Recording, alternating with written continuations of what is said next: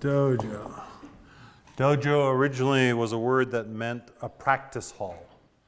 So you would go and you would learn things, and then you would go to the dojo, another building on the compound, and you would practice things.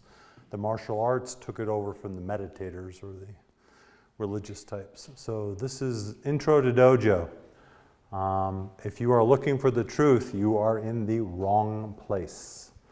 This is not about truth. This is not about ultimate reality. In Dojo, much like a martial arts school, we're taking one possibility out of all the ways that you can, in martial arts, that you can fight, and we are arbitrarily saying that we are going to practice this one. So there's soft martial arts, there's hard martial arts, there's martial arts that are based on animal movements, there's short strikes, there's long strikes, there's all kinds of different martial arts. Not one of them is going to pretend to be the martial arts. It's just another way of doing things. So in Dojo, what we're about examining the human condition with the hopes that we can do something to change it.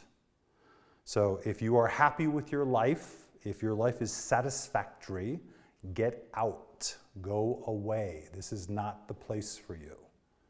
Dojo is a place where if there are things in your life that aren't meeting your satisfaction, this dojo is one place that you can go to experiment with a way of being or a way of looking at your life differently in the hopes that you can create some exercises to make your life different. So if you're happy with your life, go away. I'm serious, totally serious. If you're happy with your life, this is going to mess you up big time. The way the evening usually works is I'm going to sit up here and babble for a bit. I'm going to draw some pictographs. I'm going to give you what I would call the bones of Dojo.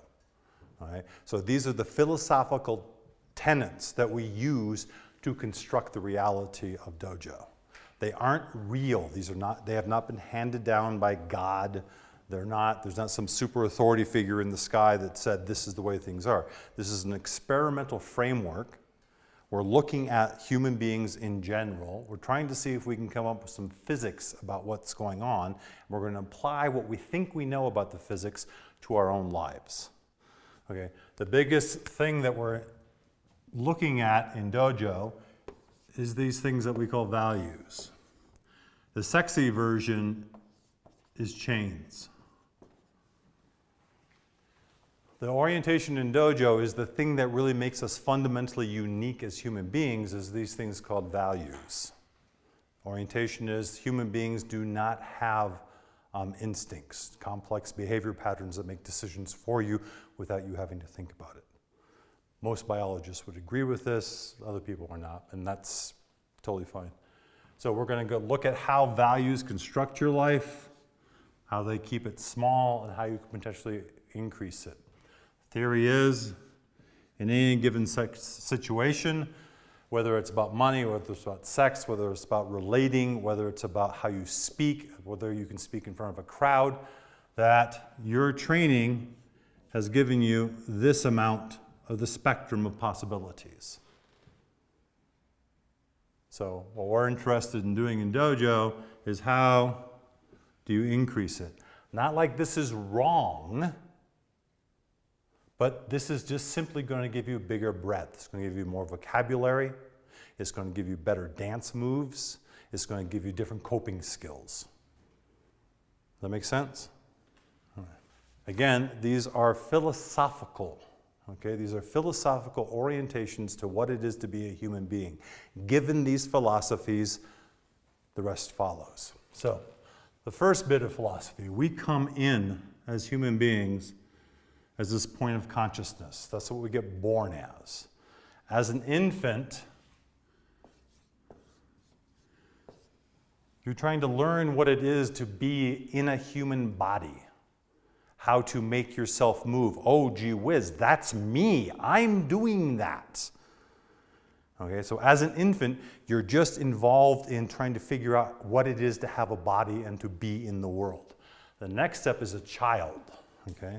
As a child, you're looking out there at this thing. You don't understand really that there's a choice. You're trying to figure out how things work.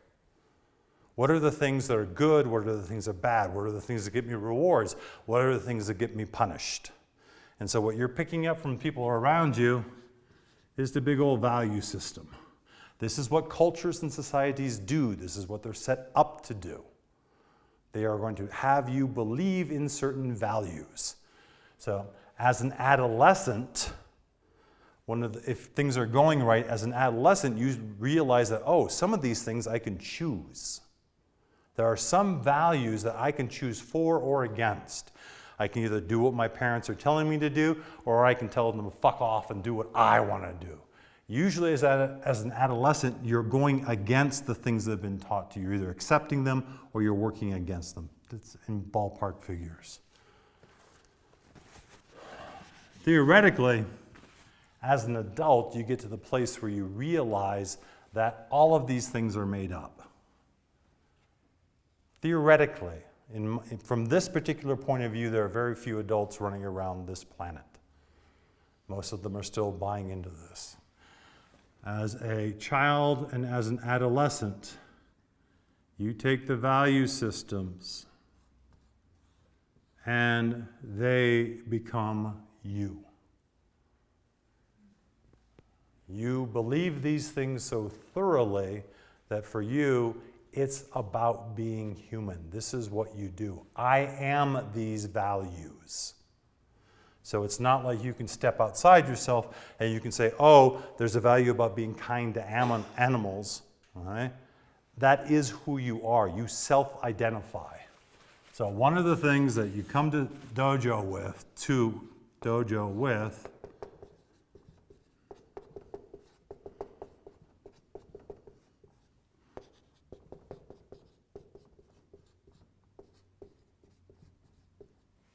does that make sense?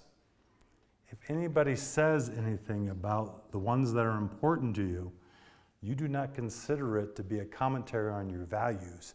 You consider it to be a commentary on you. You go from here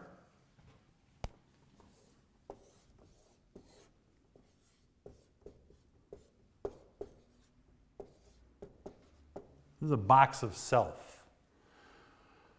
You use values, societies, cultures, individuals, they use them to define reality. Not only the reality out there, but also the reality in here. Also the reality of how to relate to people. Okay? So these values construct your reality. And in shorthand, we call it the BOS, the box of self. So you can look at these as firm devices. For me, it's a little bit easier to think of them as lenses. You're looking out there, and your values are cutting apart the greater reality, and they're labeling it, and they're usually giving you a story about it. Does that make sense? Okay.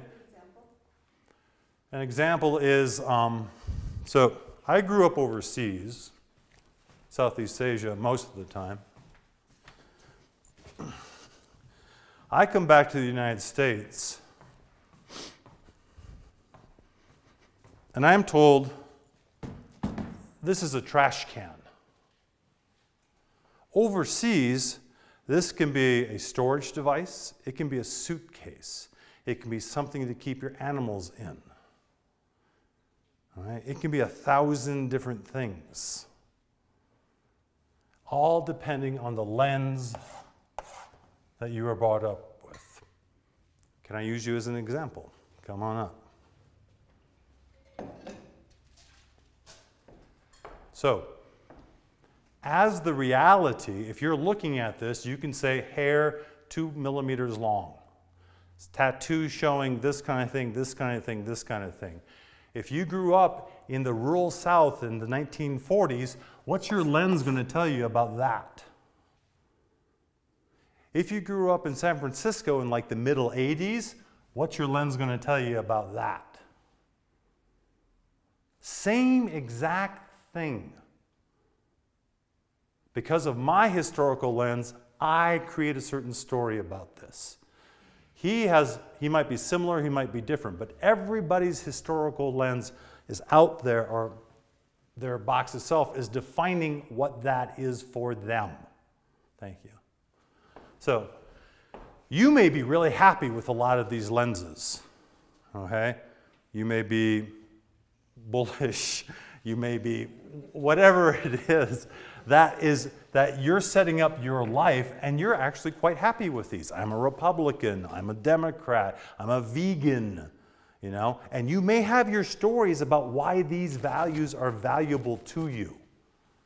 Most of the time, a lot of us have never spent the time to actually look at these.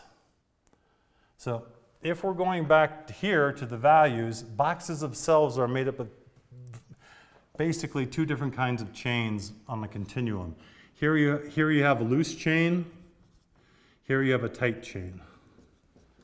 If you have a tight, hot chain, there's only one interpretation.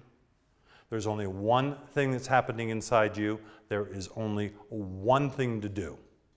Bigotry, hard misogyny, hard Republicans, hard capitalistic financial responsible, something, I don't know. You know, there's only one interpretation available to you. A loose chain is like, I like ice cream and it doesn't really matter which one I get. So your values are still structuring your reality for you. It's just that you have these, the continuum is tight and we call it hot. Because usually when you get into this thing and people start talking about it as if it wasn't you and if it wasn't real, you tend to get a little bit hot about it. Does that make sense? All right. I will be saying, does that make sense? Because it makes sense up in here for me. I've been doing this a long time and of course it makes sense to me, otherwise I wouldn't be up here. But if it doesn't make sense to you, wave a hand and do something. So, the function of a box of S is physiological. This is something that all human beings do, okay? The job of the box of self is to keep you in a predictable, known space. This is, for the bell curve, for 3 standard deviations, this is going to be very helpful to keeping you alive back in the day. Right now, now is not then, but your body doesn't know that. So, abusive relationships. One would think that the second you realize that you're getting your face smashed or broken or verbally abused, that you would get the hell out of here. Okay? But your box, probably because of your history and stuff, is going to have you get back into this because it's predictable and it's known. This box of self is not set up to give you a good life. It's not set up to give you a bad life. Okay? These values that you have that keep you in a box, you were probably not a choice for most of them. Most of them were just handed to you, and you just swallowed them up. That makes sense? So, if you're trying to get from this to this, okay, means you're going to have to go up to the edge of your box. You're going to have to go talk to a Republican. You're going to have to go sit down to a person with a different colored skin. You're going to have to be sexy, be sexual, ask for what you want, whatever it is. Okay? You're going to have to go up against the edge of your box. And the edge of your box is going to supply you with noxious stimuli. It can be feelings, it can be thoughts, it can be emotions, it can be arguments in your own head. Its job is to get you away from this danger and back in the center of your box. If you're in dojo and you're doing work, expect to feel this. Your noxiousness is going to be pretty, I mean, granted, we all share a lot of stuff, but there can be very specific things to you. For me, love was a noxious stimuli. I still don't take compliments very well. People say, oh, you're doing good, and I'm like, wah, wah. You know, so it's still like, I have a history of sexual abuse when I was a small kid. You know, it's like, give me the candy and then horrible things happen. So in my head, people saying nice things to me or showing me appreciation or being physical with me have an old history of being aversives. So even today, there's still this. And that brings us to another little point. One of the things that's different, I think, about Dojo is that the original chain never goes anywhere. It's not going to be healed. It's not going to go to heaven. It's not going to evaporate. All that's going to happen is instead of being a misogynistic, racist asshole, okay, you're going to come out here and you're going to be nice and kind and polite. If we put you under enough stress of a particular kind, you're going to revert. If you've been a dry alcoholic, if you've been in AA for 30 years and you are stone sober for 30 years and you see your family burned to death in a car accident, the chances of this old coping skill, this old way of being, this old chain asserting itself is really high. So what's happening is that you're working to make this stronger and louder in your life. So in effect, you're going to hear, it's going to seem like the old value, the old stuff that was in your thing is going to get smaller. It's going to have less volume, and it's going to have less ability to make you do what it wants you to do. But that's only because you're increasing the strength of this, and relatively speaking, it gets smaller. It never goes anywhere. Unless you're scooping out parts of your brain with a spoon, it's never going to go anywhere. You learn this probably as a child without a lot of conscious volition on your part. It was just downloaded onto you. You saw your mom doing this, your dad doing this, the milkman doing that. And that's the meaning making you made. So just as you learned it back then, you can learn something else. But there's no magical poof in making it go away.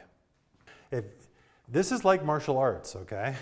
You're coming in here and it's not gonna be, roses and purple unicorn jism all over everything, okay?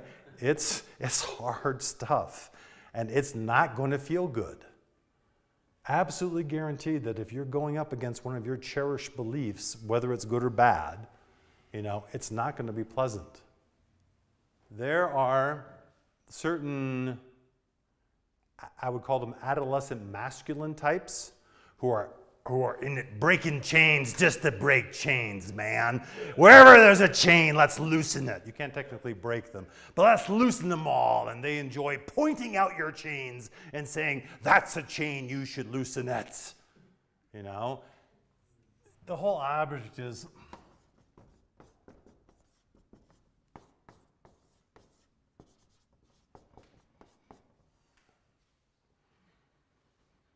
okay?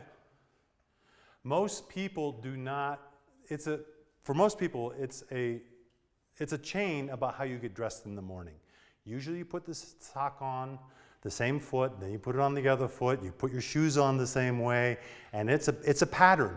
Most people are looking at that and saying, I'm gonna let that one go. Okay, I don't need to practice mixing up my socks. Maybe if you have a stroke or something, and you want to relearn something and you want neuroplasticity to widen, you may want to play those games. The clothes that you wear. So yes, there are chains everywhere. The chains are, what are the ones that you want to dance with? Not what I say you should dance with, not what Jane says, not what Mike says, not what Jennifer says, but what are the ones that not what your mother wants you to. Not what your political party wants you to do. Most of the time, the range of the noxiousness isn't that huge. There's not a lot of noxious stuff that can come at you. Usually it's fear-based. Usually it's some of the things that you in particular don't like, whether it's anger, love, stomach upset, whatever it is, it's unique to you. There's not a lot of range. So if you actually are a vegan and you go and you sit down and you order a Big Mac and you do it really, really slow, and being a vegan is important to you, you will get a really good idea about what the typical flavors are with your noxiousnesses. You're bad, you're wrong, your grandmother would hate you, you're a bad person, you're a good person, whatever it is. And so working with small chains is helpful because you get a flavor of these things. Now granted, there's this thing that we call redlining, okay? Redlining is when you're in trigger land, okay? We're trying to stay away from that. If you've been triggered, there's nobody here to do any learning. There's nothing here. You're gone, and your box itself is like in full fight, flight, or freeze mode. And it's not letting anything in until this has been resolved. So we may come up to we may get into orange. But we really want to stay away from redlining. Triggering is not a thing we want to do. And when you come up on, when you're getting close to redlining, different things may show up. You may actually hear somebody's voice screaming at you. You may get bodily sensations that you never thought were possible in your body. But we want to stay away from that. That's much further on. Too bad Peter isn't here. He loves this. Pendulum, okay, is representing an arc of anything. And this is just one end or the other one. As a white belt, the first place you step is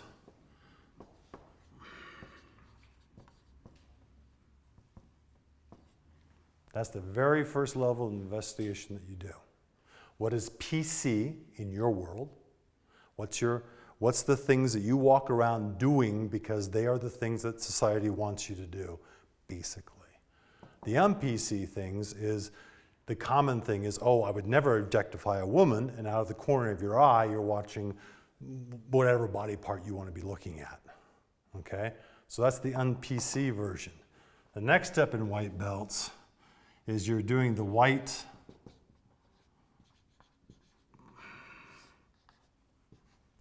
you're doing the conscious versus the unconscious.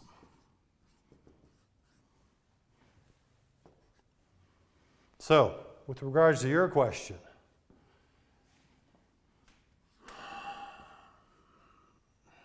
it's a hard one. Because just as your box itself is keeping you in bad things, that's the ones that we're all going to identify first. I want to be free. I want to be able to laugh. I want to be able to jump out of planes. I want to be able to have meaningless sex. We're all looking at the things that are keeping us in the bad space in our life, the smaller areas or whatever. What most white belts don't know is that the good stuff is also keeping you in a constricted space. I'm a vegan, or I love all people, or sexuality is only with certain kinds of people in certain situations on certain phases of the moon. That make sense? So I don't recommend doing the good stuff until you're past this part. Because there's a lot of dynamics when you first come into Dojo and you're coming over to this part, trying to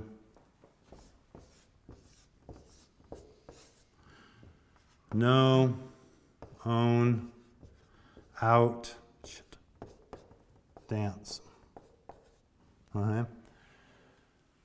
In Dojo, Kood is a big thing. The Facebook group is called Kood Dojo. Knowing means that you know what's happening. You can see there's Weinstein. What do you mean I was being misogynistic? What do you mean? La, la, la, la, la. So there's a lot of evidence in people's lives that everybody else can look at what they're doing and say, this is what you're doing, and they have no idea. So to know what's happening, owning it, you're hoping that when you start to own something, it's not just intellectual understanding. That you're talking a full chakra'd owning of what's happening.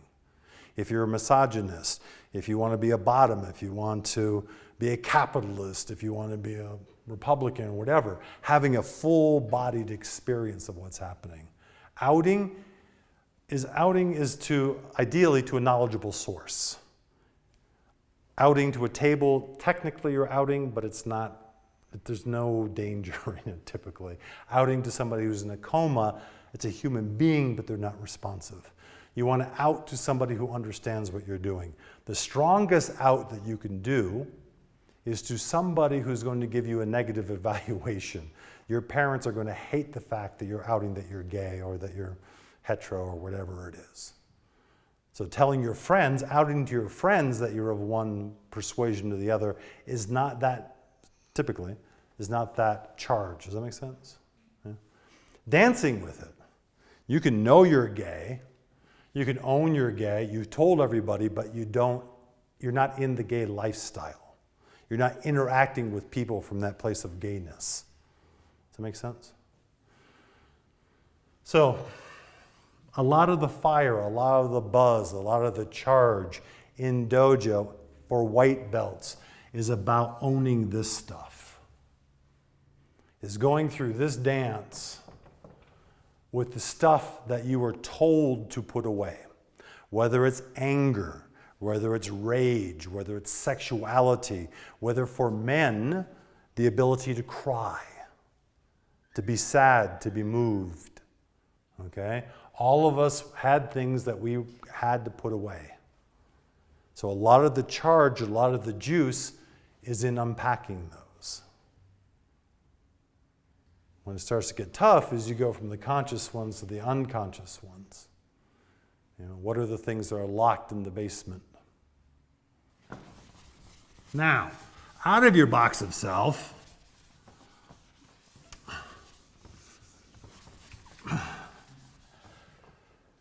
out of your box of self, you usually create this thing called,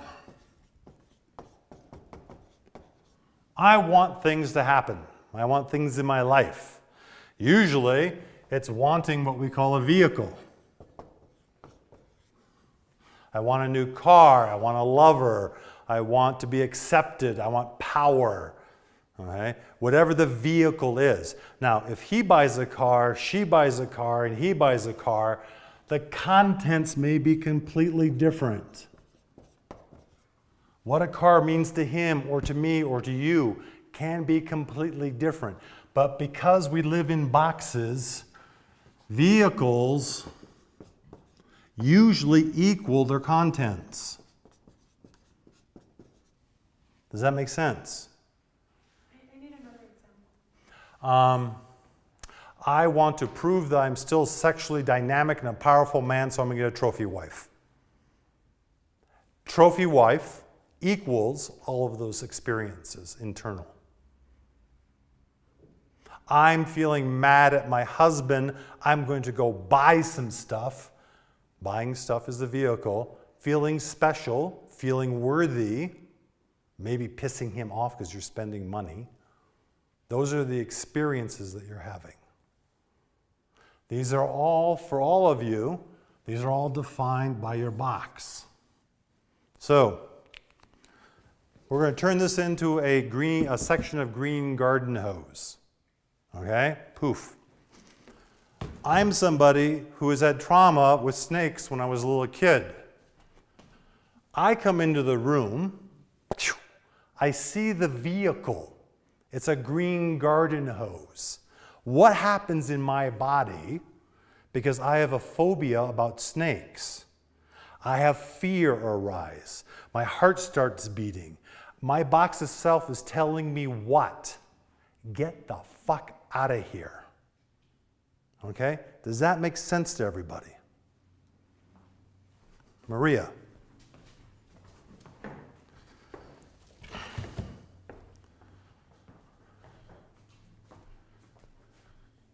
What is my box of self saying? It could be, ugh. It could be, okay? Does my reality live over here? Is my fear of snakes and my reactions to this live in the garden hose? No, thanks. What's really going to mess you up is that you're going to look out there at vehicles. You're going to have your box is going to have a certain interpretation of them. You know exactly what I'm talking about. You're going to have feelings and thoughts and desires for action about this vehicle based on what? Your historical understanding of it. In Dojo, does hate equal a certain reaction? Does lust equal a certain reaction? Does, I don't know, go on and on and on. In your box, there are a whole bunch of things that are concrete, causally linked for you. Does that make sense? All right. What's going to happen is that you're going to look at this and you're going to be in a white belt and you're going to go, eek! Okay? And one of us is going to say, okay, what's the worst thing that's going to happen? Very big line in Dojo. This is going to be, is your head actually going to explode if you get closer to that snake? Is your head actually going to explode? Well, no. I'm going to feel lots of horrible things. My heart's going 1,000 miles a minute. I want to kill it. I want it out of here. What's going to happen if you get closer? Because remember, all of these really loud noises are coming from this lens. All the voices I have about the green snake is because of what happened to me in my history. So, when you're looking out there now, in your life, what are the things that you have white, hot, tight chains about? And don't forget, these can be positive. These can be positive as well. Just because you're feeling something, just because you're thinking something, just because you have a story about something, no matter how important they are to your self-identification with your box in Dojo, they are not enough. That's the theoretical construct. No matter how afraid I am of something, no matter how much I hate somebody, no matter how much I think they're going to laugh at me, no matter how much my stomach is killing me, no matter how dissociative I'm feeling, all of these things that are happening in you are because your box is feeding it to you. Does that make sense? So hopefully, with whatever the things are, positive or negative, you're going to want to have a different experience of them than the one that your box is giving you. So you're going to actually look at the thing that's having all these things happen, and you're going to go up and you're going to try to interact with it other than the way that your box has you. Does that make sense? This is helpful. This is an emotional curve. You have something here that sets off an emotion. Normally what happens, you go through some sort of excitatory phase, it plateaus, and then it dies out. Every single one of us in our history, in our growing up, had certain stops put on things. Crying, rage, anger, power, whatever it was. All right? So we stopped it here. We were told and probably demonstrated on that this is bad shit, you need to put it away. If you don't put it away, we're going to give you a really good reason why you should put it away. All right? So usually these curves are very normal for human beings. Their anger, their lust, their frivolity, they're normal human things, but we never developed a skill set with them. We never developed a lot of vocabulary with them. I didn't cry for 11 years. All right? I didn't know how to do that. I had no vocabulary around it. So a very common thing that happens in dojo is that you're going to get out to you're going to get past the edge of your box into a new space, and you're going to pop through this little bubble, and you're going to say,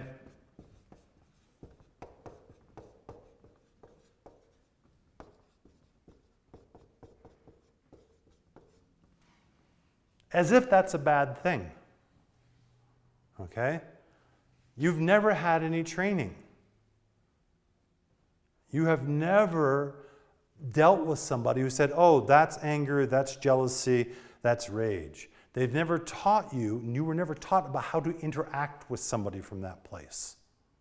Whether it's softness, whether it's fire emotions, whether it's whatever it wants. So this happens a lot. You will run up. If you're doing this stuff, you're going to come up against this, I don't know what to do. The trick is,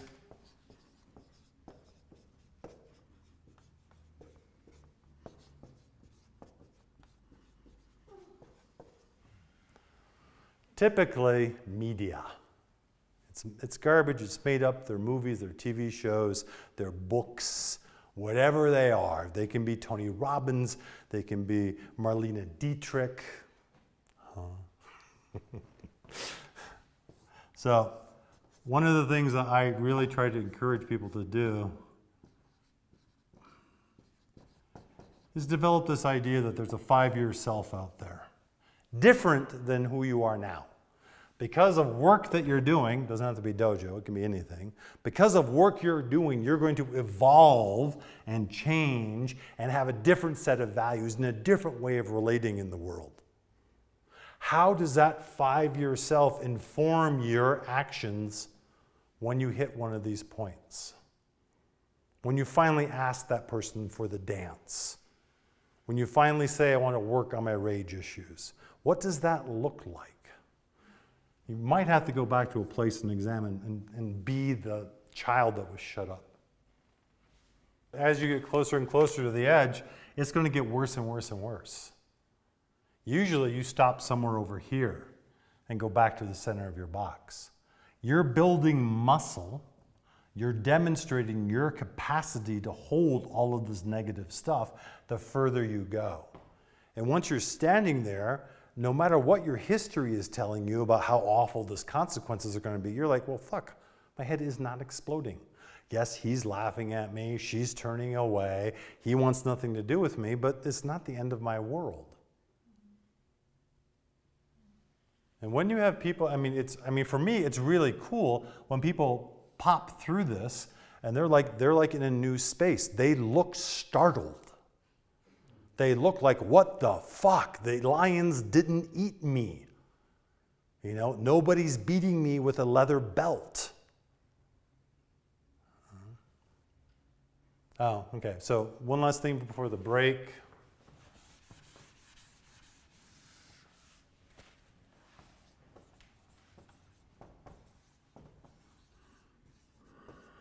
There's a very, very real thing in dojo. It's called snapback. When you get out here, if you can stay out here and you can dance out here on the edge of your comfort zone and you stay and you don't get frightened back and you try to do something different, whatever the success rate is, if you pop through, it's great. If you get clobbered by something, it's great. What's going to happen is that your box is going to try to drive you back into the center. Typically, not all the time, but typically what this looks like is an exaggeration of your coping skills. You're eating 6 pizzas, okay? You're watching 40 hours of TV. The one that I think is the most dangerous is that your box is going to try to establish that it has agency. The easiest way to do that is to piss somebody out. Your box wants to reassert its agency. It has the right to tell you it's the boss. Typically what that means is pissing somebody off, and usually it's somebody close to you. It's the easiest way for your box to reassert agency. And it will usually be for a good reason. So usually at the end of dojo, it's like, everybody be careful. Snapback is very, very real. These are just a few of the things these are the, precepts. Adults can talk about anything.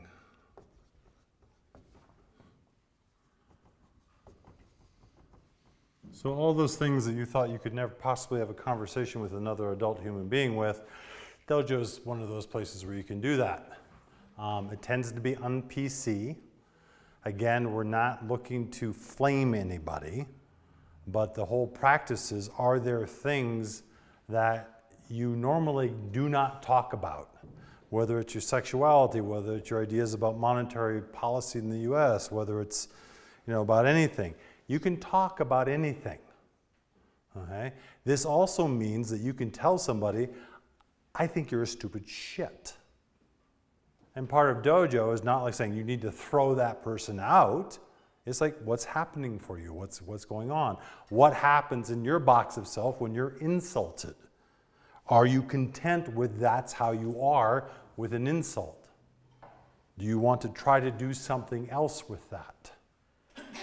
And again, we don't do insulting extra. Well, we sometimes do. Yes. So, all right.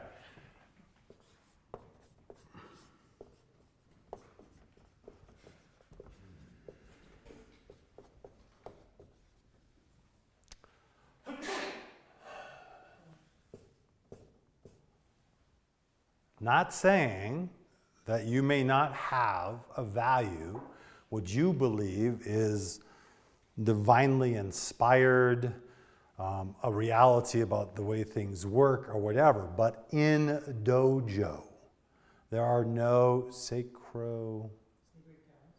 Oh, that's better. Yes, I was going to sacrosanct, whatever that word is. Yes, thank you. Thank you.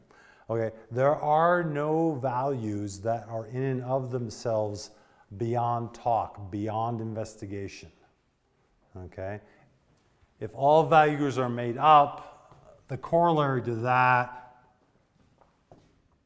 therefore,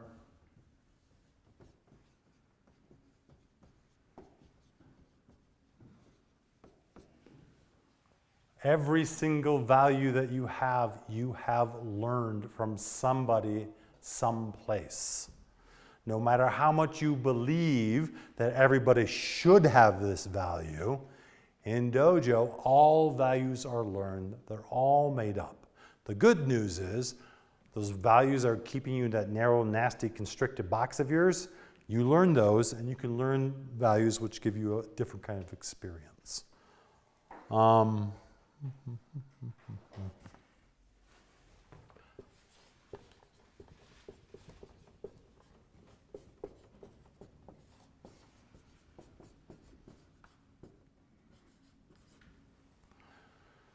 You are under no obligation to do anything. You can choose out at any time. If you're in an exercise, you can make it about, oh, you want this person to like you. Ultimately, you're doing the choosing. If you have a bad experience, it's going to happen.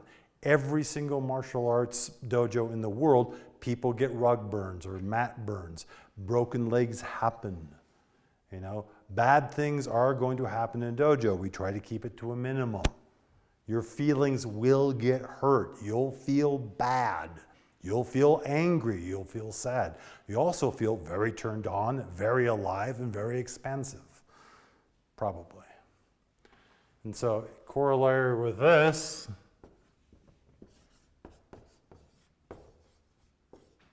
that is the safe word. Okay?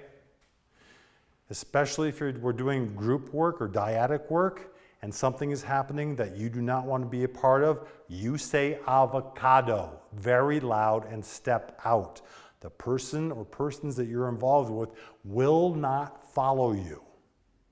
They are triggering you. It's not their job to untrigger you. Somebody else will meet you and will do something about that. Avocado is the safe word. Make sense? All right. Safety. Following this one. Safety is a personal issue. You know what your safety issues are. You know what supports you. You probably also know what things you avoid by calling forth safety concerns. Safety is your issue. You own your yes, you own your no. Okay? We try to make it as safe as possible. There is no touching in exercises. None. If you touch somebody when there's an explicit instruction not to, you are gone for that round of dojo. If you're in the second week and you touch somebody when there was explicit instructions not to touch anybody, you are gone for the remaining 6 weeks. No ifs, no ands, no buts about it. In between times, you're free to engage with each other however you want. The exercises are meant, they are structured to put you most of you, at the edge of your box, okay? That's an excitable place. Touch in this society, in this culture, can be very triggering, so we try to minimize that. Does it make sense? All right. Safety. We got that. Dojo is an evidence-based practice. There is not a doubt in the world that you want something, that you're feeling something, okay? We can't do anything about what you want or what you believe. We can look at you and say, what are the exercises that you're doing that's in alignment with where you want to be? So there's not a doubt in anybody's mind about you're going to try an exercise and you're going to say, oh my God, I feel like running. Nobody's going to try to dissuade you that you feel like running. In dojo, it's what are you going to do with that? You may really hate somebody. Somebody may say something that pisses the fuck out of you. Okay? Yes, you're definitely having that feeling. How do you want to interact with somebody that has just said something that your box tells you you must now be pissed off about? Does that make sense? We're not trying to dissuade you from anything that you're feeling. It can be about somebody personal, it can be about God, it can be about politics, it can be about food. Whatever your evaluation, whatever you're having, whatever your box is telling you is happening, that's all fine and good. The question is, what do you want to do with it? You're at choice in here as best as you're able.